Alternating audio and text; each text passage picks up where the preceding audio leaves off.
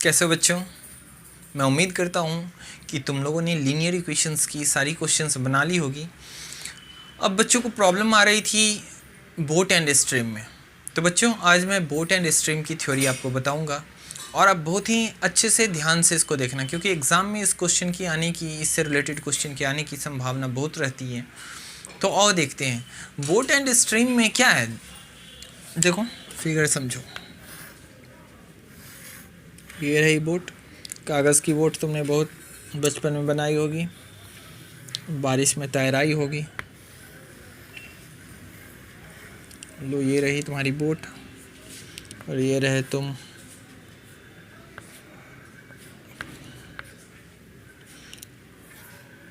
तो ये है रोकट। चलो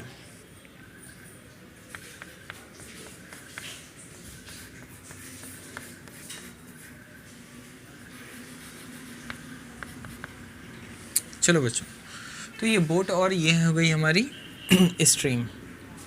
देखो बच्चों, जब भी तुम पानी में बोट दौड़ाओगे या तुम तैरोगे तो दो कंडीशन होगी। हो सकता है कि या तो जो धारा है, पानी की गति है, वो जिस डायरेक्शन में जा रही हो तुम भी उसी डायरेक्शन में जा रहे हो, या फिर हो सकता है कि पानी जिस डायरेक्शन में जा रही हो उसके अपोजिट डायरेक्शन में तुम जा रहे हो। यही दो कंडीशन होगा ना। या तो तुम पानी के साथ, यानी जिस डायरेक्शन में स्ट्रीम की जो डायरेक्शन है उसी डायरेक्शन में जा सकते हो, या अगेंस्ट द स्ट्रीम जा सकते हो। इसके अलावा और कोई दूसरी स्थिति नहीं होती। और जो एक स्थिति, यानी कि जब पानी ही शांत हो तब तो कोई मतलब ही नहीं बनता। अगर पानी में गति है, करंट है, speed of current in water को ही हम बोलते हैं धारा, स्ट्रीम। तो यहाँ करंट का मतलब इलेक्ट्रिसिटी वाला करंट नहीं, करंट की मतलब यहाँ पे है बहाव से, स्पीड से, कि किस गति से पानी बह रही है। समझ रहे हो बातों को? अगर अब बहुत कॉमन सेंस वाली बात है कि अगर जिस डायरेक्शन में पानी बह रही हो कुछ स्पीड से और तुम उसी डायरेक्शन में तुम भी जा रहे हो, तो तुम्हें पानी की गति का क्या मिल जाएगा? सपोर्ट। क्योंकि तुम जिस स्पीड से जा रहे होगे और जो स्पीड होगी किसकी? स्ट्रीम की, वो दोनों ऐड हो जाएगी और तुम्हारी गति बढ़ जाएगी, यानी तुम कम मेहनत में अधिक दूरी पहुंच जाओगे। समझ रहे हो बातों को? लेकिन अगर तुम यही काम उल्टा करो, तुम पानी की धारा की जो डायरेक्शन है उसके अगेंस्ट जब चलोगे तो अब उल्टा बात हो जाएगी।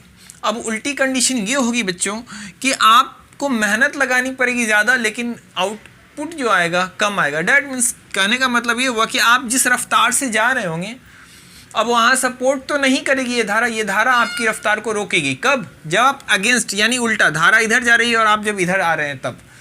तो अब इन दोनों के लिए अलग से हमने वर्ड रख दिया कि कंफ्यूजन ना हो। तो जब एलोंग द स्ट्रीम हम जाते हैं, यानी कि धारा के साथ जब जाते हैं, इसके लिए हम वर्ड यूज करते हैं डाउन स्ट्रीम। जब भी कहीं लिखा रहे डाउन स्ट्रीम, मतलब आप समझ लेना कि बोट भी उसी डायरेक्शन में जा रही है जिस डायरेक्शन में पानी का बहाव है। समझ गए? तो जब बोट उसी डायरेक्शन में जाए जिस डायरेक्शन में पानी का बहाव है, तो उस कंडीशन में हम पानी की स्पीड और बोट की स्पीड को ऐड कर देंगे। और जब अगेंस्ट जाए बोट, पानी के डायरेक्शन के अगेंस्ट जाए, तो हम बोट की स्पीड में से वाटर की डायरेक्शन घटा देंगे, उसको बोलेंगे अप स्ट्रीम। तो अप स्ट्रीम और डाउन स्ट्रीम क्लियर बच्चों? देखो, सबसे पहले जब इस तरीके की क्वेश्चन हमें बनानी होगी तो हम क्या करेंगे, बोट की इंडिविजुअल स्पीड, यानी कि शांत जल में उसकी क्या स्पीड है ये हम मान लेंगे, और धारा की स्पीड मान लेंगे अलग अलग इंडिविजुअली। इसलिए हम लिखते हैं speed of boat in still water. Still water का मतलब यहाँ कोई टीन, तांबा, पीतल, पानी, ऐसा कुछ नहीं है। तो यहाँ स्टील जो है STILL वाला है। स्टील का मतलब यहाँ धातु नहीं, स्टील मीन्स यहाँ शांत है बच्चों। शांत जल में, जैसा पोखर में तुमने देखा होगा ना, अभी छठ करने गए होगे तो गंगा नदी में जिसने देखा होगा उसने स्ट्रीम देखा होगा, लेकिन जो पोखर में देखे होंगे, छोटे मोटे तालाब में देखा होगा, तो वहाँ पानी शांत रहती है बच्चों।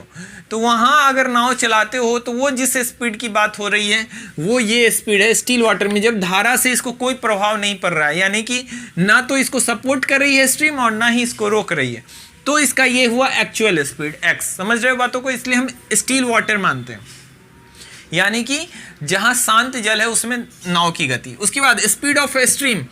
अब अगर गति में है पानी, तो पानी की गति क्या है? उस स्ट्रीम को, उस धारा को हम मान लेते हैं y। ये देख लो बाबू, ये है किलोमीटर पर आवर।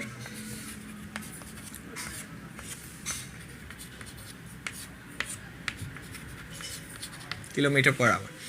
अब हम finally speed of boat in down stream. मैंने बताया डाउन स्ट्रीम में क्या होगा बच्चों, तो डाउन स्ट्रीम में बोट उसी डायरेक्शन में जा रही होगी जिस डायरेक्शन में स्ट्रीम फ्लो कर रही है। तो इस कंडीशन में तुम्हारी स्ट्रीम तुम्हें क्या कर देगी, मदद कर देगी, और बोट की स्पीड और बढ़ जाएगी। तो कैसे, कितने से बढ़ जाएगी, तो स्ट्रीम की स्पीड जुट जाएगी बोट में। तो डाउन स्ट्रीम में क्या होगा, बोट की स्पीड प्लस स्ट्रीम की स्पीड। और अगर यही बात हम करें अगेंस्ट द स्ट्रीम की, जिसको हम वर्ड नाम देंगे क्या, अप स्ट्रीम, तो अप स्ट्रीम में क्या होगा बच्चों, जो बोट की स्पीड है उसमें से कौन सी स्पीड घटा ली जाएगी, तो उसमें से घट जाएगी हमारी स्ट्रीम की स्पीड, घटा देंगे, क्योंकि स्ट्रीम की स्पीड अब रुकावट पैदा करेगी। जब आप उल्टा आएंगे, धारा के विपरीत जाएंगे, तो आपको ज़्यादा संघर्ष करना पड़ेगा। समझ रहे हो बातों को। तो ये हो जाएगी x माइनस वाई। तो याद रखना डाउन स्ट्रीम में जब हम बात करेंगे यानी कि धारा के साथ, तो बोट की स्पीड और स्ट्रीम की स्पीड दोनों जुट जाएगी। जब अप स्ट्रीम की बात करेंगे मतलब धारा के अगेंस्ट, इस कंडीशन में अप स्ट्रीम, ये जो तुम्हारी बोट की स्पीड है उसमें से स्ट्रीम की स्पीड घट जाएगी। यही था थ्योरी का टोटल कॉन्सेप्ट। और इस टाइप के क्वेश्चन में हम एक चीज़ यूज़ करेंगे, वो करेंगे टाइम का कॉन्सेप्ट। तो मुझे बताओ, सबको पता है ना कि स्पीड बराबर क्या होता है, डिस्टेंस बाई टाइम। तो यहाँ से टाइम बराबर क्या हो जाएगा बच्चों, डिस्टेंस बाई स्पीड। इस कॉन्सेप्ट का हमें अभी काफ़ी यूज़ करना है इसमें। तो हम टाइम को कंपेयर करेंगे किससे, डिस्टेंस और स्पीड से। तो डिस्टेंस बाई स्पीड यहाँ भी लिखी हो, मतलब समझ लेना कि ये टाइम है। समझ रहे हो बातों को। तो आओ चलो हम एक क्वेश्चन लेते हैं एनसीईआरटी से। एनसीईआरटी में 2 क्वेश्चन है बच्चों, एक एक्सरसाइज 3.6 में दी हुई है और एक उसी के एग्जाम्पल में है। दोनों ही क्वेश्चन हम सॉल्व करेंगे और आप इनको अच्छे से बना लेना, 2 बार 3 बार बनाना, जब तक आपका कॉन्सेप्ट क्लियर ना हो। एक बार कॉन्सेप्ट क्लियर हो गया तो आपको कभी भी कोई दिक्कत नहीं आएगी। तो चलो पहले हम एक्सरसाइज वाली क्वेश्चन कर लेते हैं, फिर एग्जाम्पल वाली करेंगे। तो एक्सरसाइज में जो क्वेश्चन है 3.6 एक्सरसाइज में जो क्वेश्चन है उसको पढ़िए। क्वेश्चन नंबर सेकंड का फर्स्ट देखो बच्चों क्या है। तो क्वेश्चन पढ़ो, कह रहा है Ritu can row downstream. Row downstream का मतलब है क्या, यहाँ पे नाव को खेना को ही हम रो बोल रहे हैं। तो कह रहा है रितु जो है सो नाव चला रही किधर, डाउन स्ट्रीम में। कह रहा है 20 किलोमीटर इन 2 आवर्स। 20 किलोमीटर जाने में उसको कितना वक्त लग रहा है, 2 आवर्स लग रहा है। तो आओ बच्चों हम इतना, तुम्हें हर एक अप स्ट्रीम और डाउन स्ट्रीम का जब भी क्वेश्चन आएगा तो इतना तुम लिख ही लोगे, ठीक है। और तो वही अकॉर्डिंग टू क्वेश्चन पे आओगे। तुम्हें मानना ही पड़ेगा, हर हमेशा यही मानना पड़ेगा, speed of boat in still water is equal to x, speed of boat in stream y, speed of boat in downstream x plus y, speed of boat in upstream x minus y. अब चलो, अब यहाँ पे question कर रहा है कि Ritu down stream में क्या करती है, बोट ये तैराती है, और क्या Ritu can row downstream 20 kilometre in 2 hours. 20 kilometre in 2 hours. अब यहाँ पे तुम एक बात समझ लो बच्चों, स्पीड बराबर क्या तुम्हें पता है, डिस्टेंस बाय टाइम। तो अब मुझे बताओ, यहाँ पे मैं समझा रहा हूँ कैसे तुम्हें करना है इस कंडीशन को। डिस्टेंस है 20 किलोमीटर, कितने देर में बच्चों, 2 आवर में। तो 20 किलोमीटर 2 आवर, तो किलोमीटर पर आवर ये हो गई बाबू। ये बताओ, ये 20 किलोमीटर और ये आवर, तो ये स्पीड बराबर होती है।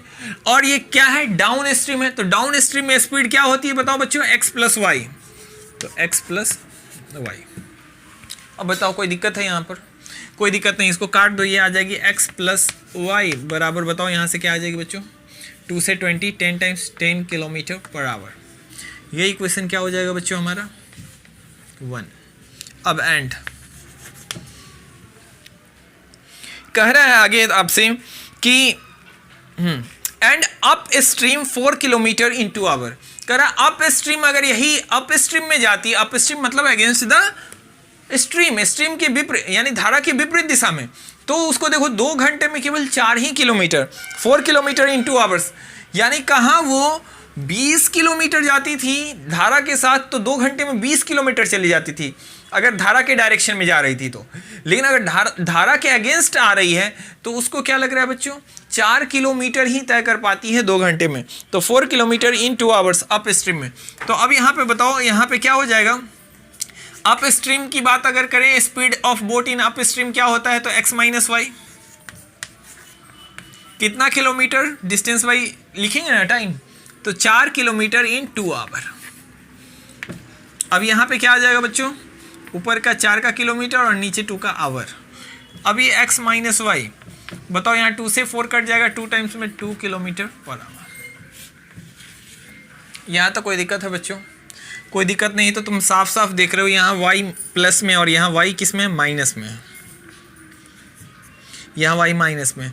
तुम बाई एडिंग इक्वेशन 1 एंड 2 करोगे तो y से y कट जाएगी, 2x बराबर आ जाएगा 12, x बराबर आ जाएगा 6।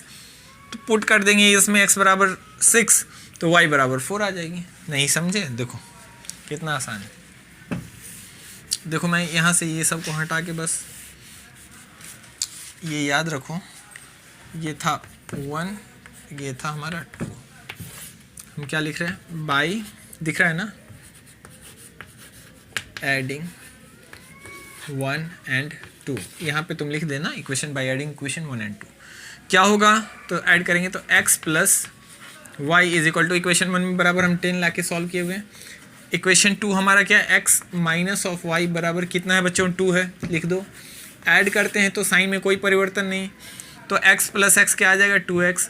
लेकिन y में से y चली जाएगी तो क्या 0 बच जाएगा, यानी कुछ नहीं बचेगा। यहाँ 10 में 2 जोड़ोगे तो कितना आ जाएगा? 12। यहाँ से बताओ x बराबर क्या आ जाएगी? 2 इधर चला जाएगा, 12 बाई बराबर 6। x की वैल्यू आ गई 6। x की वैल्यू अगर 6 आ गई तो यहाँ लिखोगे putting the value in equation 1। Equation 1 में पुट कर दो तो क्या आ जाएगी? 6 प्लस वाई बराबर 10। यहाँ से मुझे बताओ y इज इक्वल टू कितना हो जाएगा बच्चों? 10 माइनस ऑफ 6 बराबर 4।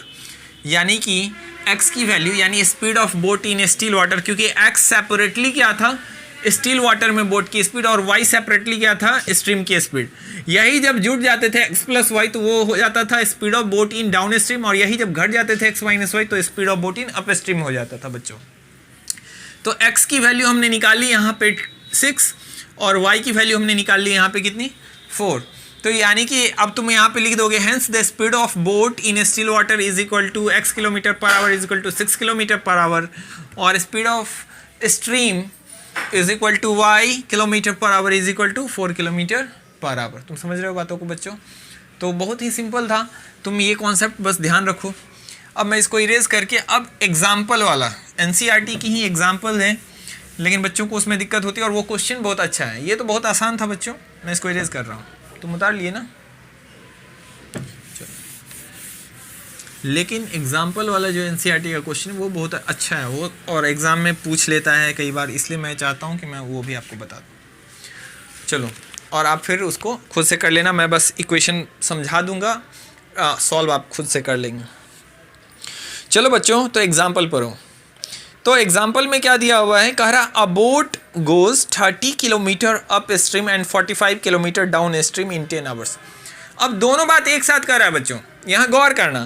कह रहा अ बोट गोज 30 किलोमीटर, 30 किलोमीटर जाता है, और 44 किलोमीटर 30 किलोमीटर, अ boat goes 30 kilometre upstream.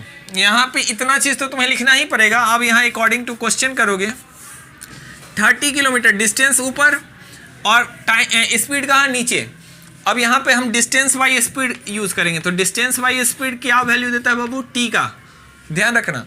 तो तुमसे कह रहा है कि एक बोट 30 किलोमीटर जाता है, किधर? किस में? तो कह रहा है अप स्ट्रीम में। किस में जा रहा है बच्चों? Up stream. That means against the stream. Up stream की बात मैंने आपको बताई, क्या होता है? Against the stream. तो यहाँ पे स्पीड घट जाएगी ना, speed of boat minus speed of क्या? स्ट्रीम। तो अब देखो बच्चों, यहाँ पे जो क्वेश्चन है वो क्या कर रहा है? A boat goes 30 kilometre upstream and 45 kilometre downstream. 30 kilometre upstream, तो अप स्ट्रीम में स्पीड क्या हो जाएगी? x minus y. ये इतना तुमको इस क्वेश्चन के लिए फिर से मानना है, ऐसा मत समझना कि बस ये जब भी बोट और स्ट्रीम के क्वेश्चन तुम बनाओगे तो speed of boat in still water x तुम्हें मानना ही होगा। अब जैसे x की जगह तुम कोई और वेरिएबल मानो, लेकिन ये तो मानना ही पड़ेगा ये वर्ड। और स्पीड ऑफ स्ट्रीम y तुम्हें मानना पड़ेगा, या तुम इसके जगह जो भी मानो। और उसके बाद speed of boat in down stream, speed of boat in up stream, ये चार चीज़ तुम्हें मानने ही पड़ेंगे। जैसे जब तुम्हें मैंने बताया था नंबर में कि जब इक्वेशन हो और 2 डिजिट नंबर वाली क्वेश्चन हो तो तुम्हें यूनिट डिजिट को मानना पड़ता है, टेंस डिजिट को मानना पड़ता है, और फाइनली नंबर बनता है। अगर तुम यूनिट डिजिट को x, टेंस डिजिट को y मानते थे तो नंबर हमारा बनता था x प्लस 10y। इसी तरीके से जब हम फ्रैक्शन बेस्ड क्वेश्चन बनाते थे तो हम न्यूमरेटर को x, डिनोमिनेटर को y मान लेते थे, तो हमारा फ्रैक्शन हो जाता था x बाई y। ठीक उसी तरीके से जब बोट एंड स्ट्रीम बनाते हैं तो हम speed of boat in still water को मानते हैं पहले, फिर स्पीड ऑफ स्ट्रीम मानते हैं, और फिर इन्हीं दोनों के आधार पर आता है अप स्ट्रीम और डाउन स्ट्रीम। समझ गए बातों को? तो देखो 30 किलोमीटर जाती है अप स्ट्रीम और 40 किलोमीटर जाती है 44 किलोमीटर डाउन स्ट्रीम, और इन दोनों को मिला के कर रहा है कि 10 आवर लगते हैं। कितना घंटा लगता है बच्चों? दोनों को मिला के 10 घंटा। पहले वाले क्वेश्चन में आपको एक ही दूरी दे रही थी, जैसे आप देखो पिछला क्वेश्चन में दे रहा था कि Ritu can rows downstream 20 kilometre in 2 hours. तो डाउन स्ट्रीम में जा रही थी 20 किलोमीटर और उसमें उसको जितना वक्त लग रहा था वो दिया हुआ था। फिर उसने जब अप स्ट्रीम में 4 किलोमीटर गई तो उसको जितना वक्त लगा वो अलग से दिया हुआ था। लेकिन इस क्वेश्चन में क्या डिफरेंस है? इस क्वेश्चन में ये डिफरेंस है बच्चों कि यहाँ पे अप स्ट्रीम में जितना वक्त लगा और डाउन स्ट्रीम में जितना वक्त लगा वो अलग अलग ना देके दोनों को मिक्स करके एक ही साथ दिया कि 30 किलोमीटर अप स्ट्रीम जाने में और 44 किलोमीटर डाउन स्ट्रीम आने में जो है इनको वक्त लगता है 10 घंटा, यानी दोनों को मिला के इकट्ठे। तो हमको कुछ इस तरीके से अरेंज करना होगा कि हम यहाँ पे क्या 10 आवर के लिख पाए। तो बताओ 10 आवर कब लिखेंगे? डैट मीन्स इधर मुझे distance by speed, distance by speed, क्योंकि डिस्टेंस बाई स्पीड का मतलब क्या होता है? टाइम। जब इधर हमारे पास टाइम है तो इधर भी हमारे पास टाइम ही होना चाहिए ना। समझ रहे हो बातों को? तो ये 30 by x minus y actually में टाइम है, टाइम की वैल्यू है। अब इतना प्लस, क्योंकि दोनों 30 किलोमीटर जाता है किसमें? तो अप स्ट्रीम में जाता है, तो अप स्ट्रीम का स्पीड हम क्या माने हैं बाबू? X minus y. अब करा 44 किलोमीटर किस में जा रहे हैं? तो 44 किलोमीटर डाउन स्ट्रीम में। तो 44 किलोमीटर में कितना? तो यहाँ पे स्पीड क्या हो जाएगी? जुट जाएगी। ठीक है बच्चों, तो यहाँ स्पीड जुट जाएगी। अब इन दोनों में ये एक्चुअली में ये भी टाइम है, ये भी टाइम है, ये भी टाइम है। इन दोनों में जो वक्त लगा इन दोनों के बराबर यहाँ पे कितना वक्त लग गया? 10 घंटे। यहां तक बात समझे या नहीं समझे? बस यही इक्वेशन हो गया 1। कुछ समझ रहे हो बातों को? चलो, अगर तुम समझ गए हो इसको सॉर्ट कर सकते हो बच्चों। देखो ये 30 इवन है, 44 इवन है और ये 10 भी इवन है। तो इसको तुम चाहो तो छोटा कर सकते हो। तो तुम चाहोगे तो ये हो जाएगा 15 बाई एक्स माइनस वाई, ये 22 बाई एक्स प्लस वाई और ये हो जाएगा 5। समझ रहे हो बातों को? एंड बस मैं तुम्हें इक्वेशन लिखना सिखा रहा हूँ। बाद बाकी जिनको नहीं समझ में आया तो एनसीईआरटी में ऑलरेडी सॉल्व करके दिया हुआ है, बस मैं समझा रहा हूँ कि ये कैसे हुआ। समझ रहे हो बातों को? तो तुम वहाँ से देख लो। अगर फिर भी तुम्हें दिक्कत लगता है तो मैं इसको सॉल्व करूँगा, क्योंकि जब भी हमारा वेरिएबल नीचे आ जाता है तो हम लेट कर लेते हैं। हम मान लेते हैं 1 by x minus y is equal to u, 1 by x plus y is equal to v, और फिर इसको हम क्या कर लेते हैं?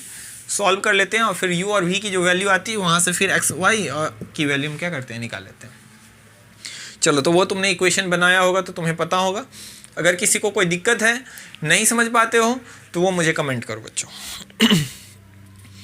चलो बच्चों, तो यहाँ पे हम बात करेंगे क्या?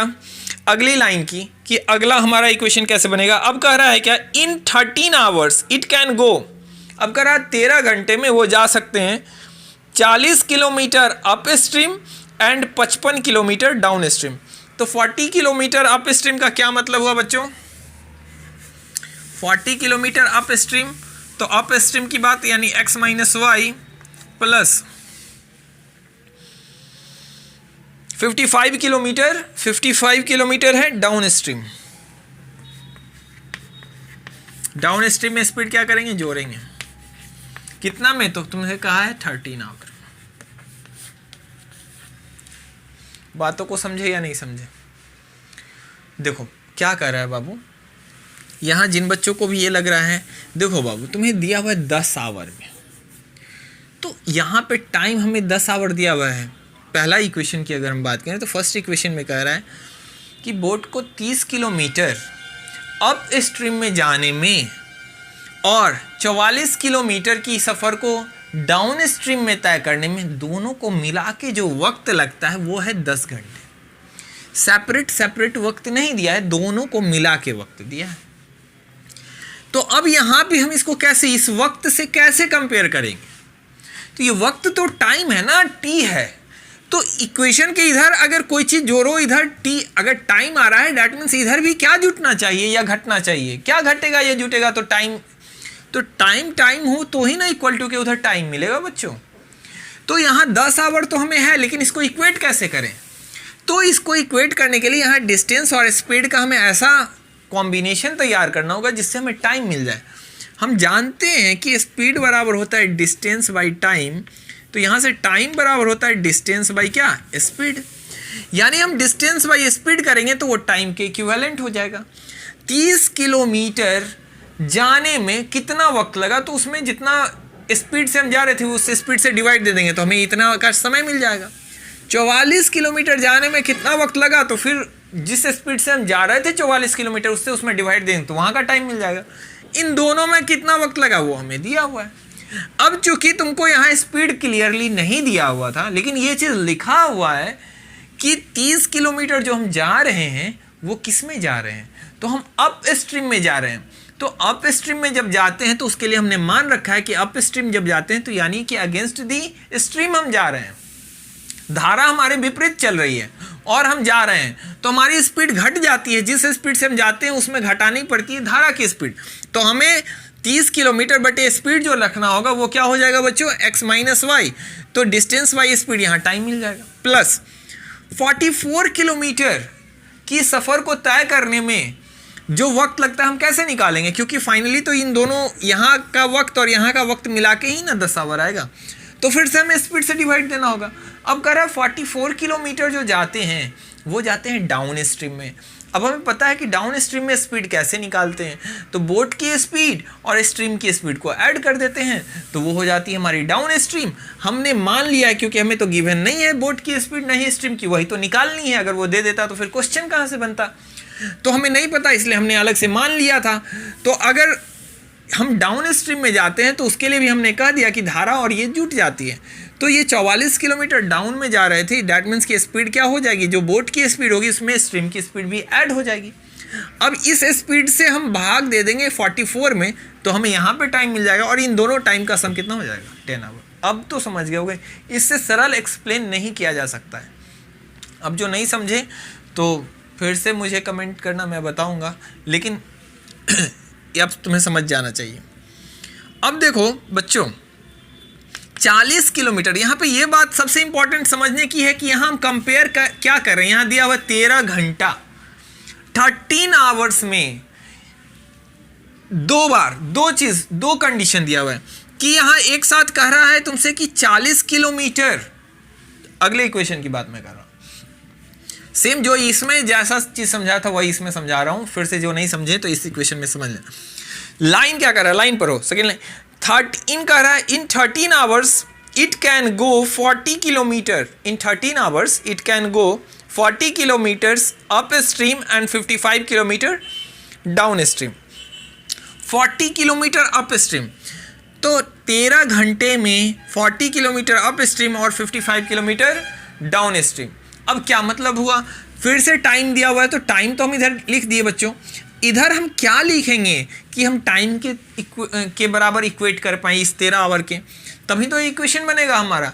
तो इक्वेशन बनाने के लिए अगर उधर टाइम है तो इधर भी हमको टाइम ही बनाना पड़ेगा, क्योंकि टाइम अगर जुड़े तो भी टाइम मिलेगा या टाइम आपस में घटे तो भी टाइम। चूँकि इन दोनों में जो वक्त लगा उनको मिला के हमको यहाँ 13 लिखना है, डैट मीन्स इन दोनों में प्लस करना पड़ेगा। यहाँ जो वक्त लगा वो प्लस यहाँ जो वक्त लगा वो। अगर यही क्वेश्चन कहता कि 40 किलोमीटर अप स्ट्रीम में जाने में जो वक्त लगता है 55 किलोमीटर डाउन स्ट्रीम में जाने से 1 घंटा ज़्यादा या कम, जब इस तरीके से करने लगता तो हम यहाँ घटा के करते, लेकिन अभी आप उस पर ध्यान मत दो, नहीं तो वो भी ये भी समझ नहीं आएगा।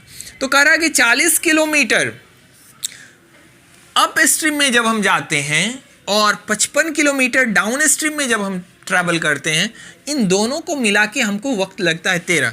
तो यहाँ हम इसको वक्त में कन्वर्ट कैसे करें 40 को, तो हमें पता है कि 40 किलोमीटर जो है दूरी है, डिस्टेंस में अगर स्पीड से हम टाइम डिवाइड दे दें तो ये टाइम बन जाएगा। टाइम बराबर क्या होती है बताओ, डिस्टेंस बाई स्पीड आती है ना, देखो बड़ा सा यहाँ पे देख लो, टाइम बराबर होती है डिस्टेंस बाई स्पीड। तो यहाँ तो डायरेक्ट टाइम नहीं है, लेकिन यहाँ में डिस्टेंस पता है और स्पीड नहीं पता है, लेकिन स्पीड हमने मान ली है जिसकी वजह से हमें मानी हुई वैल्यू पता है। तो जब 40 किलोमीटर्स जाएंगे हम अप स्ट्रीम में तो 40 किलोमीटर हो गई डिस्टेंस, अब इसमें हमें स्पीड से डिवाइड देना है कि ये टाइम आ जाए, तो स्पीड क्या होगी, अप स्ट्रीम में स्पीड बच्चों घट जाती है, बोट की स्पीड में से हमें स्ट्रीम की स्पीड घटानी पड़ती है, तो डैट मीन्स यहाँ x माइनस वाई हमने रखा, प्लस अब 55 किलोमीटर डाउन स्ट्रीम की बात है। डाउन स्ट्रीम में क्या होगा कि स्पीड बढ़ेगी, क्योंकि इसको आपको फाइनली टाइम में लाना है ना, टाइम प्लस टाइम, तभी तो ये 13 घंटा के बराबर होगा। तो ये तो हमने डिस्टेंस में स्पीड से डिवाइड दे दी, अप स्ट्रीम की बात थी तो हमने डिवाइड दे दी। अब डाउन स्ट्रीम की बात है कि 55 kilometre down stream, that means 55 kilometre बटे डाउन स्ट्रीम की स्पीड क्या होगी बच्चों, तो डाउन स्ट्रीम में हम क्या करते हैं, स्पीड जोड़ देते हैं, तो डाउन स्ट्रीम में x प्लस वाई, किसकी स्पीड जोड़ देते हैं, तो बोट की और स्ट्रीम की स्पीड। फाइनली ये हमारा इक्वेशन बन गया। अब इसको तुम आगे क्या करोगे, सॉल्व करोगे। अगर जिनको इस आगे सॉल्व नहीं करने आता तो मैं उनको बताऊंगा, क्योंकि इसके आगे अब आसान है। इसके आगे बस यही तरीका हम यूज़ करते हैं जब भी ऐसा होता है बच्चों, तो हम यहाँ तरीका क्या यूज़ करते हैं कि जब भी हमारा वेरिएबल नीचे आ जाता है तो हम लेट कर लेते हैं, यहाँ मान लेते हैं। इसको कैसे मान लेते हैं, कर देते हैं लेट 1/x माइनस वाई। देखो दोनों ही इक्वेशन में नीचे में 1/x माइनस वाई आ रहा है। अरे तुम कहोगे यहाँ से 30/x माइनस वाई, अरे 30 इंटू 1/x माइनस वाई लिखेंगे तो बात वही होगा ना। और दोनों में ही x प्लस वाई भी आ रहा है डिनोमिनेटर में, तो हम एक को मान लेते हैं u and 1/x plus y is equal to क्या v। जब ऐसा हम मान लेंगे बच्चों तो हमारा पहला इक्वेशन क्या हो जाएगा, तो हो जाएगा 30, चूँकि 1/x माइनस वाई को हमने माना है u, तो ये क्या आ जाएगा 30u प्लस का साइन है plus 44 into 1/x plus Y को हमने माना है भी, तो ये हो जाएगा भी इज इक्वल टू 10 है, तो 10। ये इक्वेशन अब कर लेना 3।